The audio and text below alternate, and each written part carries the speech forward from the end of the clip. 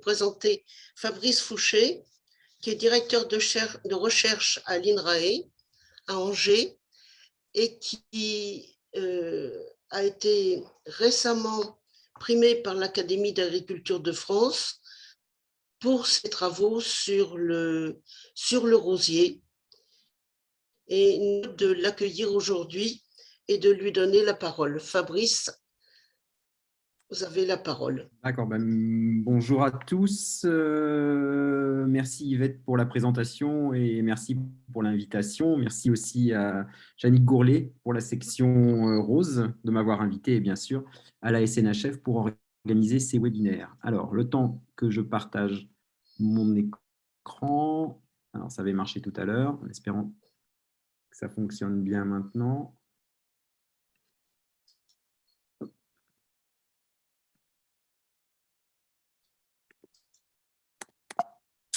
Je ne sais pas, vous voyez est-ce que c'est le bon écran que vous voyez? C'est toujours la bonne question que je pose.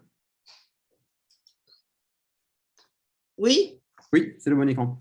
Oui, okay. Oui. D'accord, attendez, j'ai plein de petites images dans tous les coins à cause de Zoom. Voilà, comme ça, ce sera mieux. Donc, je vais vous parler aujourd'hui de la remontée de floraison, toute une histoire. Donc, d'un projet, enfin de plusieurs projets. C'est à peu près peut-être une dizaine d'années de recherche. Alors, pas que ça, ce que je vais vous présenter est assez résumé.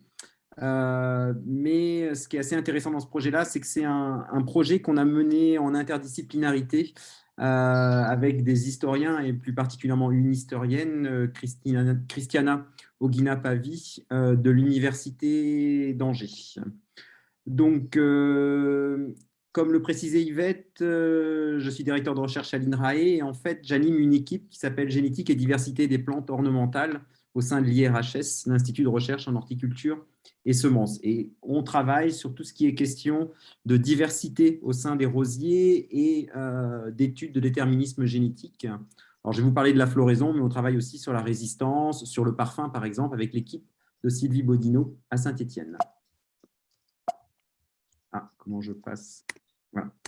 Alors, je pense que vous savez tous ce que c'est que la remontée de floraison. Alors, j'ai quand même mis une petite diapo pour vous présenter la remontée de floraison. Alors, c'est une diapo que j'ai prise au printemps. Vous avez ici un églantier qui est l'exemple même d'un rosier non remontant. Donc, c'est des rosiers qui fleurissent uniquement au printemps et sur le bois, enfin sur des rameaux de l'année précédente. Vous voyez clairement ici le rameau de l'année précédente, les rameaux axillaires qui vont donner des tiges qui sont finies par une inflorescence. Et si on prend la photo un peu plus tard dans l'année, on se retrouve avec un rameau qui ne va pas donner de fleurs, les fleurs apparaissant au printemps de l'année suivante. Donc ça, c'est typiquement le rosier non remontant. Et je vais vous montrer ici l'autre exemple, qui est le rosier, lui, à floraison continue. Donc là, vous avez l'exemple de All Blush, où vous avez systématiquement, dès qu'un rameau part, il est terminé par une inflorescence. Donc pourquoi on s'intéresse à la remontée de floraison? Alors, il y a plusieurs raisons. Il y a des aspects très scientifiques de comprendre les mécanismes du contrôle de la floraison chez les plantes pérennes.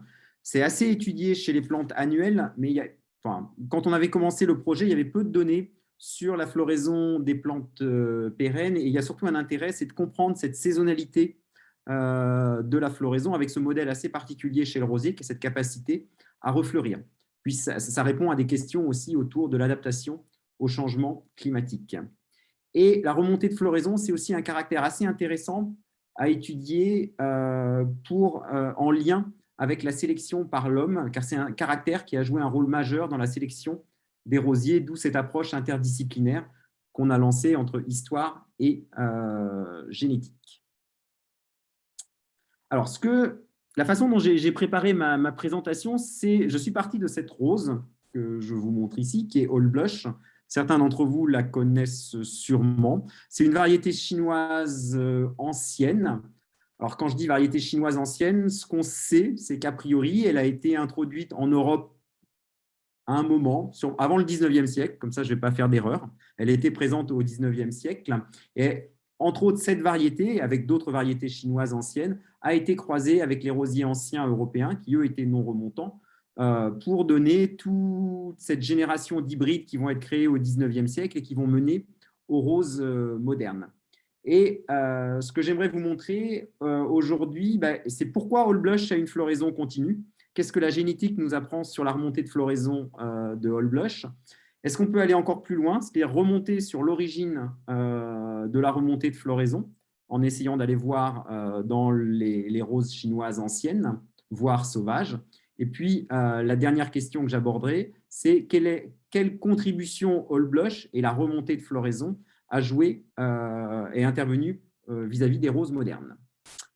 Donc, les bases génétiques. Alors, c'est une histoire qui est assez longue. C'est une première publication qu'on a faite en 2011, donc que je vais brièvement résumer par cette diapositive. Ce qu'on a montré, c'est qu'il existe un gène majeur, donc une région du génome, dans le génome de All Blush, et de façon générale chez les roses, qui contrôle la remontée de floraison. En fait, ce qui se passe, chez les rosiers non remontants, il y a une molécule qui est produite, c'est un répresseur de floraison qu'on a appelé KSN. Ça vient du nom d'une rose japonaise qui s'appelle Kushin. C'est la première description d'une rose remontante dans les textes japonais. Et lorsque ce gène est actif, ça bloque la floraison. Donc, le produit de ce gène s'accumule après la première floraison et il n'y a pas de refloraison. Donc, ça bloque, c'est un répresseur de floraison. Ce qu'on a montré, c'est que chez les roses à floraison continue, il y avait une mutation. Ah, j'ai eu un problème.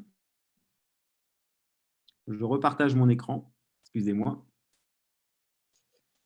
Oui, alors c'est un problème plus général. C'est mon PowerPoint qui a eu un problème.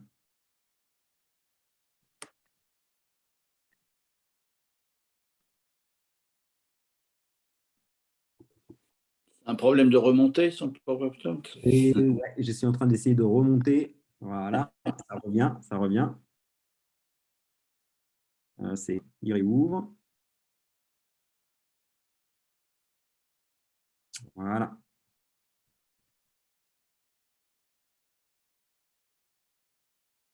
Alors, voilà, c'est ça.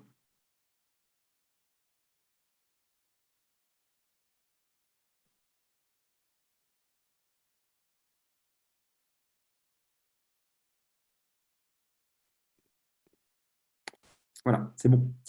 Donc, ce qu'on a montré, c'est qu'il y avait une version mutée du gène due à des petits éléments qu'on appelle, enfin des petits, qui sont des gros éléments, qu'on appelle des éléments transposables qui font que le répresseur de floraison n'est plus produit.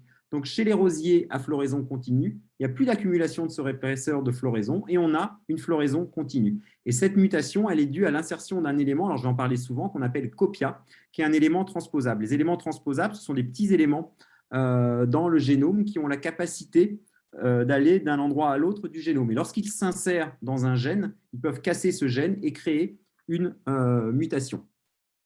Donc, ce qu'on avait conclu il y a une dizaine d'années, c'est que All Blush était remontant et qu'il avait l'allèle muté présentant cet allèle copia. Donc, on avait conclu, comme All Blush est un rosier diploïde, ah oui, j'ai oublié un élément important, parce que je vais y revenir ensuite, c'est que l'allèle sauvage est un allèle dominant, alors que l'allèle muté est un allèle récessif. Donc, pour que la remontée de floraison s'exprime, et ça c'est une notion assez importante en génétique, la récessivité, il faut qu'il y ait uniquement l'allèle copia. Par contre, si vous avez la présence ensemble de l'allèle copia et de l'allèle sauvage, vous aurez un phénotype sauvage parce que l'allèle sauvage est dominant. Donc voilà, donc on avait conclu que All Blush était copia-copia. Donc ce qu'on a fait récemment, c'est qu'on a fait un croisement entre la variété All Blush et un type sauvage de Vichuriana. Vous avez ici les deux parents du croisement. Si vous venez en mai sur le site de l'INRAE à Beaucouzé et sur le site de l'unité expérimentale, vous pourrez voir notre roseraie avec plus de… Alors, oui, j'aurais dû changer la diapo. On n'est pas à 150 descendants. Maintenant, on est à 850 descendants pour cette descendance. Et dans cette descendance, va ségréger la remontée de floraison. Rosa vichuriana est non remontant et All Blush est remontant. Donc voilà, ce qu'on avait fait comme hypothèse, c'était que Holblush était copia-copia et que Vishuriana, ça on le savait, lui, était hétérozygote. Donc il avait à la fois le gène de la remontée de floraison et à la fois l'allèle sauvage. Comme je vous ai dit, vu que le gène est dominant, Holblush est non remontant.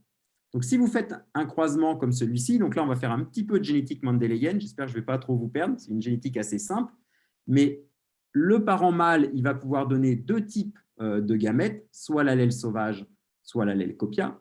Et le parent femelle, il va donner seulement l'allèle copia. Donc, quand vous faites votre croisement, vous devez obtenir 50% qui vont avoir l'allèle copia, l'allèle sauvage. Ces 50%-là sont non remontants. Et 50% qui ont les deux allèles récessifs, copia. Donc, ceux-là auront une floraison continue. Donc, on attend 50% de floraison continue, 50% non remontant. Or, lorsqu'on a fait notre croisement, ce n'est pas du tout ce qu'on a observé.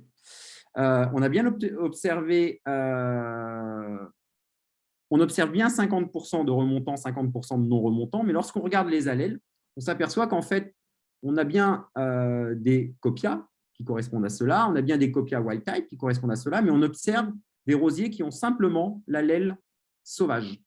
Donc, ça nous a interrogé. Alors, je vais faire assez simple. La seule hypothèse en génétique pour expliquer cette ségrégation, c'est qu'il existe ce qu'on appelle un allèle nul. Un allèle nul, c'est-à-dire qu'on ne peut pas détecter le gène. On ne sait pas pourquoi, enfin on ne savait pas pourquoi, maintenant on le sait.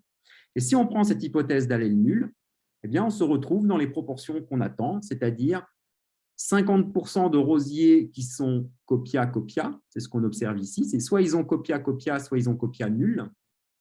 25% pardon, qui sont wild type copia, c'est ce qu'on observe, et 25% qui sont wild type seul. En fait, ils ne sont pas wild type seul, ils sont wild type plus l'allèle nul. Mais cet allèle, on ne peut pas le voir. Donc, récemment, on a séquencé le génome de Holblush, et c'est ça qui nous a permis de comprendre ce qu'était cet allèle nul. Et en fait, vous avez ici la séquence de l'allèle sauvage. Alors, on a eu la chance d'avoir deux génomes de Holblush qui ont été séquencés. L'un a séquencé cet allèle et l'autre a séquencé l'autre allèle. Et ce qui s'est passé dans la région où il y a le gène KSN, donc le gène de la remontée de floraison, c'est qu'on a eu un réarrangement chromosomique très, très, très, très important. Juste pour vous donner une idée, ces petits blocs, là, ça vous paraît tout petit, mais ça représente des millions de paires de bases. Et c'est des millions de paires de bases qui se sont inversées les unes par rapport aux autres. Et dans cette réorganisation, étrangement, elle a eu lieu juste à l'endroit où il y a eu KSN. Vous voyez que KSN est au milieu de ce réarrangement et le gène a disparu.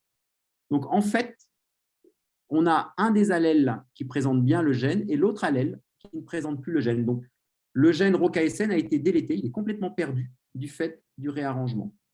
Donc, en fait, l'histoire est un petit peu plus compliquée que ce qu'on pensait. C'est-à-dire qu'on a bien… en fait, on n'a pas un seul allèle chez Holblush, mais on a deux allèles. On a l'allèle copia, qui est celui où s'est inséré le rétrotransposon, puis un allèle où il y a, une partie où il n'y a plus KSN. Dans tous les cas, que ce soit l'allèle copia ou que ce soit l'allèle nul, ils ne produisent pas de répresseur de floraison, donc on a une floraison continue. Donc, on a ensuite voulu regarder quelle était l'origine de cet allèle. Alors, on s'est intéressé maintenant, je vais vous parler uniquement de l'allèle copia. L'allèle nul, on l'a détecté il y a peu de temps, donc finalement, on n'a pas encore étudié l'allèle nul, on a uniquement étudié l'allèle copia. Donc, comme je vous ai dit, copia, c'est dû à l'insertion d'un élément transposable. Donc, grâce à la génétique, on peut essayer de dater l'insertion de l'élément transposable, se poser la question quand, et on peut aussi essayer de trouver à partir de quelle espèce, dans quelle espèce s'est inséré cet élément transposable. Pour répondre à la question quand, il faut connaître un petit peu ces éléments transposables. En fait, il y a deux petites séquences, à droite et à gauche, en 5' et en 3', si on est en biologie moléculaire, qui correspondent à une longue terminal repeat, c'est LTR. Et au moment de l'insertion du rétrotransposon, ces deux séquences sont totalement identiques. Et puis, avec le temps, elles vont diverger. Il n'y a pas de pression de sélection sur ces LTR. Donc, si l'insertion est très ancienne, les deux séquences peuvent être très, très différentes. Or, ce qu'on observe, c'est que les deux séquences sont totalement identiques. Alors, c'est assez compliqué de dater précisément, mais ce que ça nous dit, c'est que c'est une insertion très récente et sûrement de quelques milliers d'années. Après, il y a des modèles, mais c'est assez compliqué d'adapter les modèles d'évolution au rosier. Donc voilà, les deux séquences sont similaires, donc c'est une insertion récente. À partir de quelle espèce? Pour ça, on a regardé les séquences qui étaient autour de l'insertion du rétrotransposon. Et ce qu'on a vu, c'est ces séquences, ce GA, C, GG, on l'a retrouvé toujours associé avec le copia. Et on a donc voulu rechercher des roses où on aurait ces séquences-là, mais où on n'aurait pas le copia, avec l'hypothèse que ce serait dans ces roses que le copia se serait inséré. Et donc, est-ce qu'on retrouve ces variantes chez des roses sans le transposon copia? La réponse est oui. Et ce qui est assez intéressant, c'est qu'on l'a retrouvé chez 5 roses sauvages, assez proches les unes des autres, vu que c'est 5 roses de la section des chinenses. C'était 3 roses de type Rosa chinensis var spontanea et 2 roses de type Rosa odorata var gigantea. Donc, pour répondre à la question dans quelle espèce, a priori, l'insertion qui est récente a eu lieu dans des espèces sauvages de la section Indicae, sûrement Rosa chinensis spontanea ou Rosa odorata var gigantea. Donc, quelle origine? Pour le copia, une insertion récente au sein d'espèces sauvages chinois. La dernière question à laquelle je voudrais répondre, c'est quelle contribution aux roses modernes? Donc là, je viens de vous montrer l'exemple de All Blush. Ce que je vous disais en introduction, il y a 2 zones où le rosier a été cultivé depuis très longtemps, c'est l'Asie et l'Europe. Il y a des sources historiques ou archéologiques qui montrent une présence des roses assez ancienne en Asie et en Europe.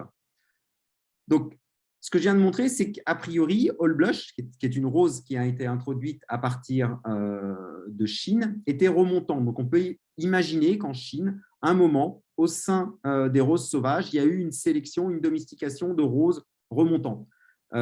Aujourd'hui, on n'arrive pas à retrouver de rosiers remontants à l'état sauvage en Chine. Dans les collaborations que j'ai pu avoir, les déplacements que j'ai pu faire en Chine, on n'a jamais vu de roses remontantes en pleine nature. Ça a sûrement été sélectionné par l'homme à un moment, multiplié, mais ce n'était pas adapté à l'état naturel. Ces roses ont été introduites en Europe. Ce que je vous disais, les roses anciennes européennes étaient non remontantes ou alors très peu remontantes. Il y a un peu de remontée chez Mochata ou chez Damascena, mais très peu, et ont été croisées. Et tout ça, ça a été réalisé au XVIIIe siècle. Et donc, c'est ce qu'on a fait dans le cadre d'un projet interdisciplinaire avec les historiens, c'est d'étudier cet allèle copia au sein des roses sélectionnées au XIXe siècle. Et on a la chance sur le rosier que c'est une variété qui est multipliée végétativement, qui a eu une conservation des roses depuis très longtemps. Donc, on a aujourd'hui des roses disponibles qui ont été sélectionnées au XIXe siècle. Alors, juste un élément assez intéressant, et là, le travail avec les historiens a été assez important pour nous. La première chose qu'on a voulu faire, c'est refaire une collection de roses du XIXe siècle. Donc, vous est présenté sur ce schéma les roses qu'on a pu récupérer selon les dates d'obtention, donc par décennie, donc le début du 19e et la fin du 19e. On a pu récupérer environ 900 roses sélectionnées au cours du XIXe siècle. Mais juste pour vous donner une idée, à partir des sources historiques, voici le nombre de roses qu'on a pu répertorier. C'est-à-dire qu'on a répertorié plus de 8000 roses. Donc, ce qu'on regarde, nous, généticiens, aujourd'hui, ça représente environ 10% des roses qui ont été sélectionnées. Donc, il y a eu une perte importante des roses sélectionnées au cours du XIXe siècle. Ça s'explique simplement, on ne peut pas conserver toutes les roses. Il y a eu plus de 8000 roses conservées. On imagine mal une conservation d'un si grand nombre de roses. Et déjà, à la fin du XIXe siècle, il y avait une perte assez importante. Il y a la roseraie de la Île-et-Roses qui a été créée au début du XXe siècle et qui nous donne un bon exemple des roses qui étaient encore disponibles au début du XXe siècle. On voit qu'il y a une très, très bonne représentativité des roses de la deuxième partie du XIXe siècle, mais on a déjà perdu toutes les roses de la première partie du XIXe siècle. Donc, pour nous, ça nous pose une question, c'est-à-dire nous, ce qu'on est intéressé de regarder, c'est le processus de diversification, de sélection. Mais quand on utilise ces roses, en fait, on regarde 2 processus à la fois, la sélection, mais aussi la conservation. Et il ne faut pas oublier ce deuxième point. Donc, moi, je vais conclure en termes de sélection, mais il y a peut-être des éléments aussi en termes de conservation à prendre en compte. Donc, ce qu'on a regardé, c'est qu'on a suivi cet allèle, l'allèle copia, dont maintenant je vous ai parlé, et puis l'allèle sauvage. Et on l'a suivi dans un groupe de roses sélectionnés au cours du 19e siècle, des roses anciennes chinoises, des roses anciennes européennes et des roses anciennes européennes, des roses sauvages européennes et des roses sauvages asiatiques. Ce que vous pouvez remarquer, c'est qu'avant le 18e siècle, il n'y a pas du tout de présence de l'allèle copia en Europe. On retrouve uniquement le type sauvage, c'est ces représentations en bleu. Par contre, si on regarde les roses anciennes asiatiques, on voit une très forte présence de l'allèle copia, soit à l'état hétérozygote, c'est ce vert clair, soit à l'état homozygote, c'est le vert foncé. Donc, par exemple, All Blush est dans cette catégorie-là. Et si on suit cet allèle au cours du temps, là, vous avez les dates de sélection des roses qu'on a étudiées. On est même allé un peu plus loin que le 19e siècle. On a commencé à regarder le 19e. Ce qu'on remarque, c'est une sélection progressive de l'allèle copia et une disparition de plantes totalement homozygotes avec l'allèle sauvage. Donc, au début, on a des plantes hétérozygotes. Ça, on s'y attendait, parce qu'on va se dire qu'il y a eu un croisement entre des roses sauvages européennes qui ont uniquement l'allèle sauvage, des roses sauvages, des roses cultivées asiatiques qui ont l'allèle copia. Donc, on a l'état hétérozygote. Puis ensuite, par des processus de croisement, de rétrocroisement, on a progressivement des roses de plus en plus homozygotes. Donc, l'allèle copia a été progressivement sélectionné en France et en Europe de façon générale au 19e siècle. Donc, le schéma qu'on a actuellement, c'est qu'on a des roses anciennes cultivées en Chine qui étaient remontantes, sûrement avec deux allèles, l'allèle copia, l'allèle nul. Données préliminaires qui ne sont pas du laboratoire, mais qui sont d'un laboratoire japonais, l'allèle nul, a priori, a joué un rôle assez important au cours du 19e siècle. Nous, on ne l'a pas étudié parce qu'il n'est pas détectable, mais maintenant, on a réussi à développer des marqueurs pour le suivre et il est assez présent aussi dans les roses du 19e. On a des roses sauvages européennes cultivées anciennes qui présentaient uniquement l'allèle wild type. Dans la même étude, on avait montré qu'il y avait un autre allèle qui pouvait amener une faible remontée de floraison, j'en parle pas aujourd'hui.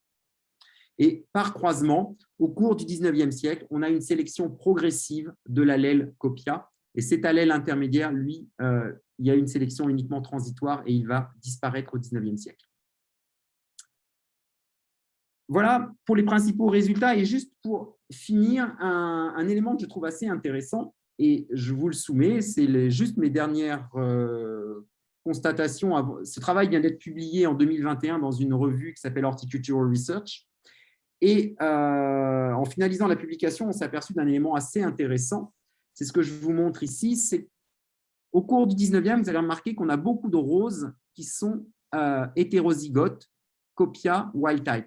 Or, je vous ai dit en introduction, et c'est ce qu'on avait montré depuis une dizaine d'années, que si on a des roses qui sont hétérozygotes, copia, wild type, on s'attend à ce qu'elles soient non remontantes.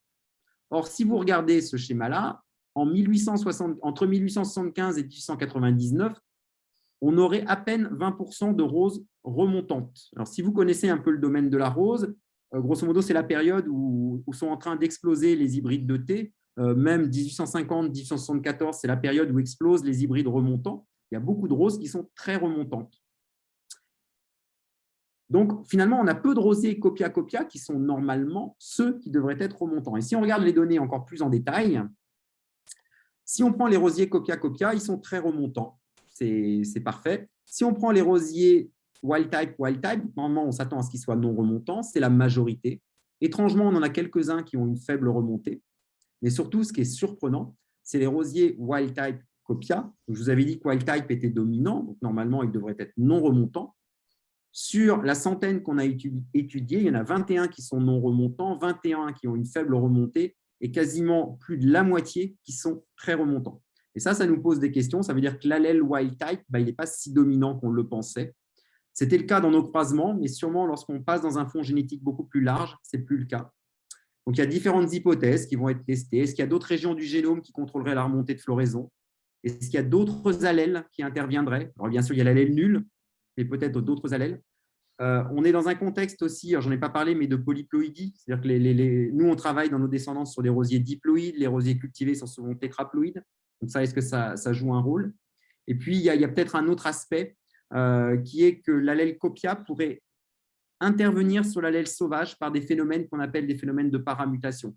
Donc, il y a tout ça pour dire que finalement, on avance dans notre compréhension de la remontée de floraison, mais étrangement, plus on avance, plus on se pose de questions. Et il y a encore pas mal de choses à découvrir par rapport au contrôle de la remontée de floraison chez le rosier. C'est là-dessus que je voulais conclure et surtout remercier l'ensemble de l'équipe et des équipes qui ont participé.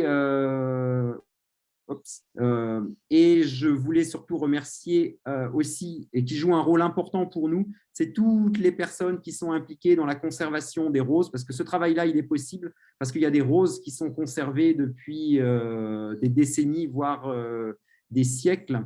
Et on a la chance à Angers de pouvoir travailler avec la roseraie Loubert. Donc, un grand merci à Thérèse Loubert. Et voilà, c'est là-dessus que je voulais terminer mon exposé. Donc, merci de votre attention. Et j'espère que je n'ai pas été trop long. Non, non, non, c'est très bien. Merci beaucoup, Fabrice. C'était un bel exposé sur la rose et un bel exposé de génétique. Donc, merci pour toutes ces informations. Alors, déjà, on nous demande beaucoup si on peut revoir ce webinaire. Et je voudrais prévenir donc les personnes qui nous écoutent que ce sera mis sur YouTube d'ici quelques jours, donc le YouTube de la SNHF. Vous pourrez accéder au webinaire. Ensuite, on a un certain nombre de questions. Alors, une question de Marcel Fauré. Il existe en Chine un rosier avec des fruits piriformes, rouges et jaunes. Le connaissez-vous? Et si oui, peut-on le trouver et où? Je ne sais pas. Non, je ne sais pas où. Non, je ne connais pas. Donc, je ne sais pas où on pourra le trouver. D'accord. Peut-être d'autres. Oui, oui. Oui, Paul, oui. Je pense à Moyésie, qui a des fruits piriformes qui peuvent varier entre le rouge et l'orange et qui est effectivement originaire de Chine. Moyésie qui a plusieurs déclinaisons, plusieurs cultivars. Après, vous avez un site qui référence, alors c'est participatif, donc comme toute chose participative, il peut y avoir des erreurs, mais si vous cherchez un rosier, il y a le site Help Me Find qui référence quand même pas mal de rosiers et des jardins des jardins qui peuvent vous fournir, des roseraies qui peuvent vous fournir ces rosiers-là. Très bien, merci. Alors, une question de Dominique Delattre. Comment avez-vous fait vos recherches? Quelle était la source de vos échantillons? Par exemple, rosiers existants dans les roseraies ou recherches dans les herbiers ou autres. Pouvez-vous… Oui. Vas-y, allez-y. Il y a une seconde partie à la question. Alors, la recherche, on l'a faite principalement dans les roseraies françaises. Donc, elle n'est sûrement pas exhaustive par rapport aux rosiers du 19e.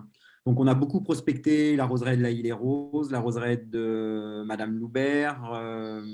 Alors, je vais en oublier. Donc, voilà, on s'appuie beaucoup sur le livre publié par la SNHF qui référence les roseraies en France et en Europe. Monsieur Yannick Gourlet en a parlé tout à l'heure. Mais c'est principalement des rosiers conservés dans les roseraies. Ce qui pose aujourd'hui… Alors, et aussi, le travail avec les historiens a été assez intéressant. C'est qu'il y a un gros problème aujourd'hui d'authentification des rosiers dans les roseraies. Et on s'en aperçoit, nous, aujourd'hui, où on a passé des marqueurs moléculaires sur toutes ces roses-là. Et alors, c'est peut-être des erreurs de notre part. Il faudrait qu'on vérifie un à un, mais c'est un travail titanesque. Parfois, on a des roses de deux roseraies différentes, mais qui n'ont pas le même profil génétique. Voilà. Et pour répondre à la question, l'autre question, on n'a pas commencé à prospecter les herbiers, mais c'est quelque chose qui nous intéresse vraiment pour essayer vraiment… Par exemple, lorsque la rose de la roseraie de l'Aï a été créée, Gravreau a essayé de retrouver, par exemple, les premières noisettes du début du 19e. Donc aujourd'hui, on prend ces noisettes comme étant les noisettes qui ont été obtenues au 19e. Or, ce qu'a fait Gravreau, c'est qu'il avait des descriptions historiques et il a retrouvé des roses qui ressemblaient à ces rosiers-là et il les a nommées du nom de ces roses-là. vous voyez le risque d'erreur d'authentification. Donc, nous, si on pouvait remonter dans certains herbiers où ces premières roses auraient été obtenues, ce serait très intéressant. Sachant que la plupart des herbiers, c'est quand même des roses sauvages et peu des roses cultivées. Il y a quand même quelques herbiers avec des roses cultivées. Faut que vous précisiez peut-être qu'on peut extraire l'ADN des plantes conservées en herbier. Voilà, on peut extraire l'ADN des plantes extrêmement en herbier. Donc, un des herbiers qui nous intéressait, c'était celui de Crépin en Belgique, à Bruxelles. Et il y a des collègues belges qui ont essayé de récupérer l'ADN à partir des feuilles et ça fonctionne. D'accord. Alors, la deuxième partie de la question, c'était pouvez-vous redire si l'allèle copia est systématiquement dans les remontants et cet allèle n'existe donc pas dans les sauvages. Est-ce correct? Alors, l'allèle est systématiquement dans les remontants, oui, mais non. Alors que je ne me trompe pas dans la réponse. Pouvez-vous dire si l'allèle copia est systématiquement dans les remontants? Oui, l'allèle copia est systématiquement dans les remontants et on ne l'a pas retrouvé dans des… Alors, on l'a retrouvé… Alors, c'est toujours le problème de qu'est-ce qu'on appelle un sauvage. C'est-à-dire qu'on le retrouve dans des variétés… Alors, moi, j'appelle botaniques maintenant, et que j'appelle plus sauvages, qui sont présentes dans les roseraies ou dans les jardins botaniques, mais qui sont presque sûrement des rosiers cultivés de type sauvage. L'exemple, c'est Rosa vichuriana qu'on étudie au laboratoire. Il a dans son fond génétique l'allèle copia. Or, mais ce n'est pas un vrai sauvage. Je pense que c'est un sauvage qui a été croisé et qui est maintenu en roseraie. Pour ce qu'on a fait à partir de matériel vraiment prospecté dans le milieu sauvage, on n'a jamais retrouvé l'allèle copia. Merci. Alors, Sylvie Bodino vous dit bonjour. Et elle dit ensuite, d'après ton graphe, il y a des rosiers sauvages asiatiques. Est-ce que les allèles ont été étudiés? Voilà, alors Sylvie, oui. Alors, c'est toujours la question, c'est est-ce que ces roses sont vraiment des roses sauvages ou ce que je définissais tout à l'heure, des roses botaniques. Et c'est très difficile de remonter la source. Et là, c'est une rose qui provient, alors il faudrait que je revérifie exactement, enfin, je pourrais donner l'information à Sylvie, mais qui provient d'un jardin, enfin d'une roseraie. Donc, est-ce vraiment un botanique ou un sauvage? Voilà. Là, par exemple, on a eu un étudiant qui a travaillé sur l'histoire évolutive du genre rosa. Il a vraiment fait attention à ne récupérer que des roses provenant, pour le coup, du milieu sauvage. Et là, ce n'est pas le cas dans cette étude-là. La plupart des roses qu'on a étudiées proviennent de roseraies ou de jardins botaniques. Et non Alors, certaines proviennent de… Après, c'est difficile de tracer. Certaines proviennent vraiment du milieu sauvage, mais pas toutes. J'imagine que c'est difficile à savoir. Alors, Hubert de Rochambeau pose une autre question. Je ne comprends pas vos résultats. J'ai dû rater des éléments. Si je croise un rosier All Blush, copia nul. Attention, il est généticien. Hein, avec un rosier, lui aussi, avec un rosier sauvage WT, je devrais obtenir 50% de copia WT et 50% de nul WT. Pourquoi avez-vous 3 génotypes? Je vais regarder à nouveau votre exposé. Merci. Non, mais c'est très bien.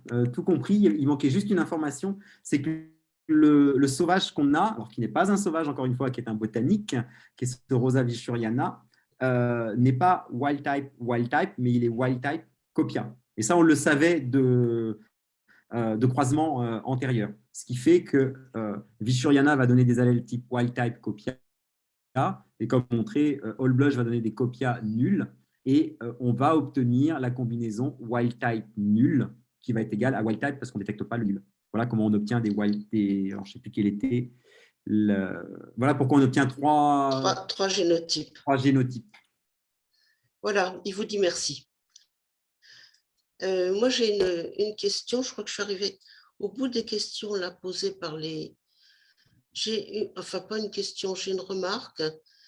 Quand vous nous avez montré l'origine de ce gène copia, j'ai tout de suite pensé à l'édition du génome. Parce que finalement, avec des méthodes d'édition du génome, on pourrait faire des choses qui ne sont pas très différentes. Et je pense que c'est important de montrer que dans la nature, il existe des mécanismes génétiques qui aboutissent au même résultat que ceux qu'on pourrait avoir avec des expérimentations génétiques utilisant des résultats récents. Oui, Voilà, c'était oui, un commentaire. Je ne sais pas ce que vous en si, pensez. c'est un commentaire très, très pertinent. Et ce qu'on essaie de faire dans le laboratoire, alors, nous, à des fins de recherche, c'est d'essayer, pour comprendre la fonction, on essaie de modifier le gène, hein, donc par de la transgénèse, et on essaie de faire de l'édition. Alors, ce qu'on a fait, et ça s'est publié, c'est qu'on a pris l'allèle sauvage et on l'a surexprimé, on l'a exprimé dans un rosier à floraison continue. Et là, on a obtenu un rosier qui ne fleurit jamais. Donc, ça n'a aucun intérêt. Mais pour nous, ça montrait vraiment que c'était un répresseur floral qui bloquait la floraison. Donc là, c'est vraiment pour de la compréhension du mécanisme. Et ce qui nous intéresse de faire, c'est par exemple de prendre Rosa vishuriana et de faire de l'édition de génome sur l'allèle sauvage et de muter cet allèle sauvage pour faire qu'il ne puisse plus produire le répresseur de floraison et d'obtenir un Rosa vishuriana remontant. Donc, on essaie de le faire. Alors, le seul souci, c'est que Rosa vishuriana, il est très récalcitrant à la transformation génétique. Donc, voilà. Donc, à suivre. C'est peut-être une des prochaines présentations dans quelques années. Mais pour l'instant, ça bloque. J'avais une autre question de Paul Lefebvre qui demande s'il y a un secret dans l'expression des gènes pour avoir des remontées plus ou moins importantes. Oui, alors je n'ai pas présenté, parce que j'ai vraiment concentré sur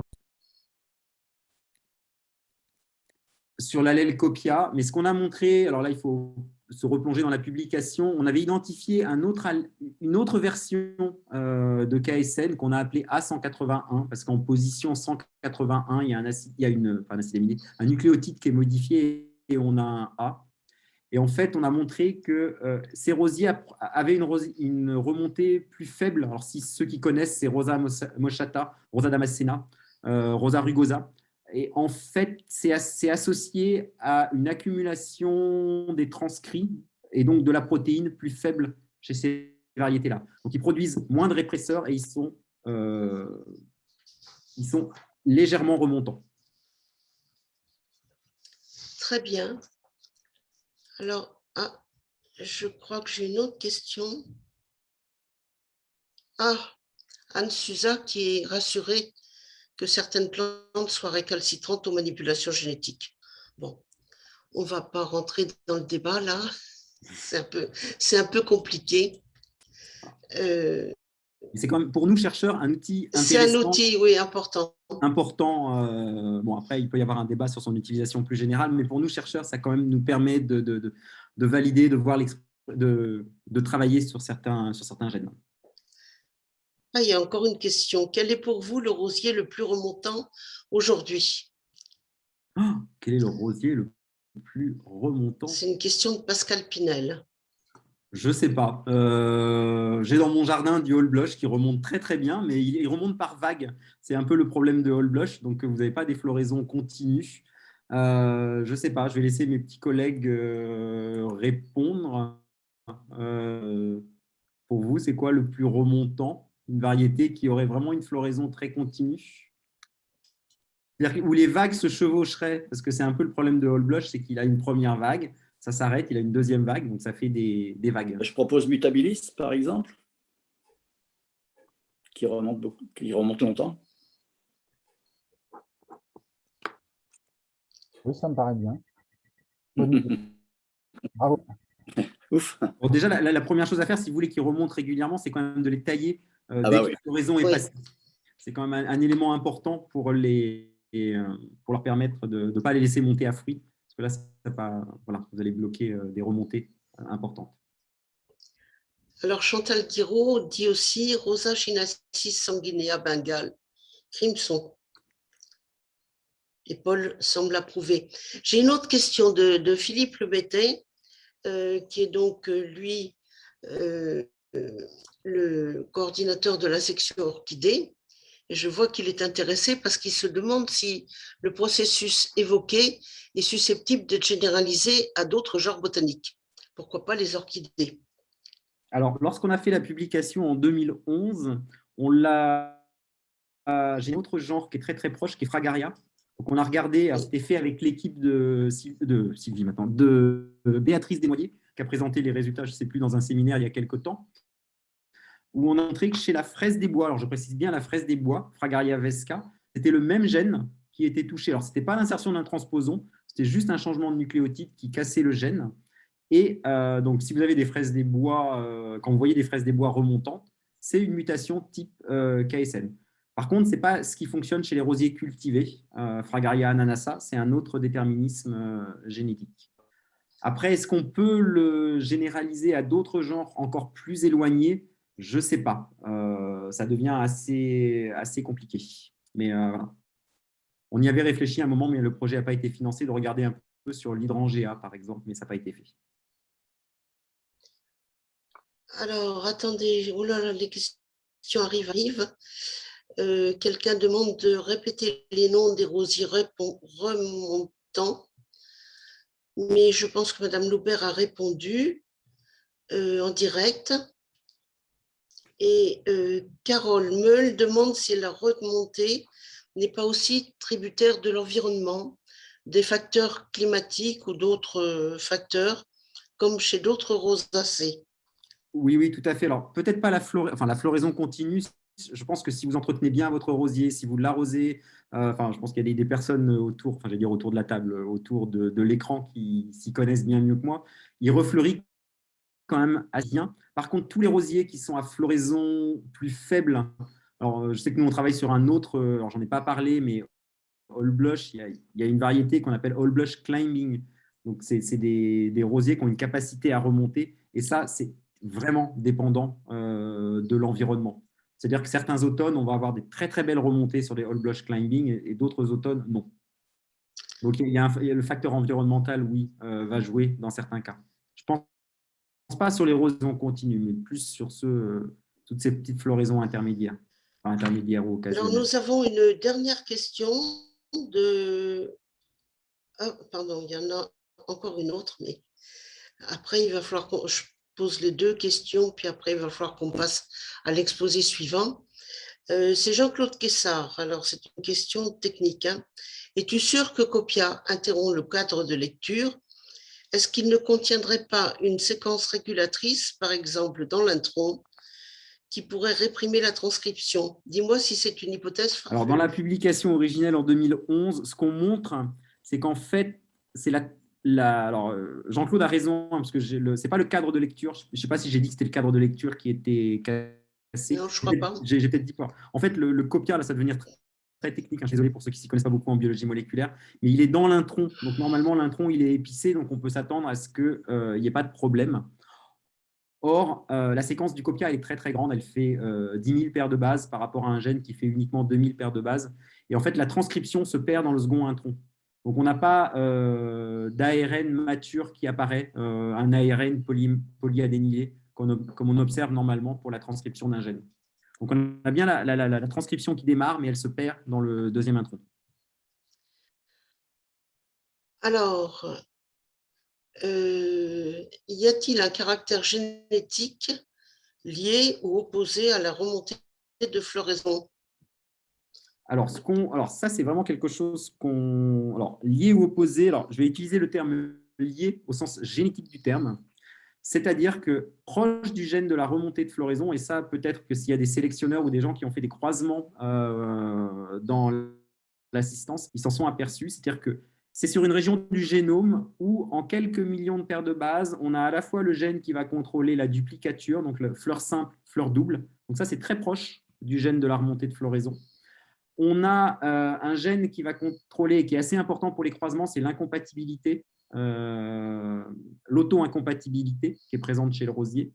On a pas très loin un gène qui va contrôler le caractère épineux ou non épineux, enfin, présence d'aiguillons ou absence d'aiguillons. Et on a aussi, et c'est ce qu'on a montré récemment, un gène qui contrôle la sensibilité aux maladies.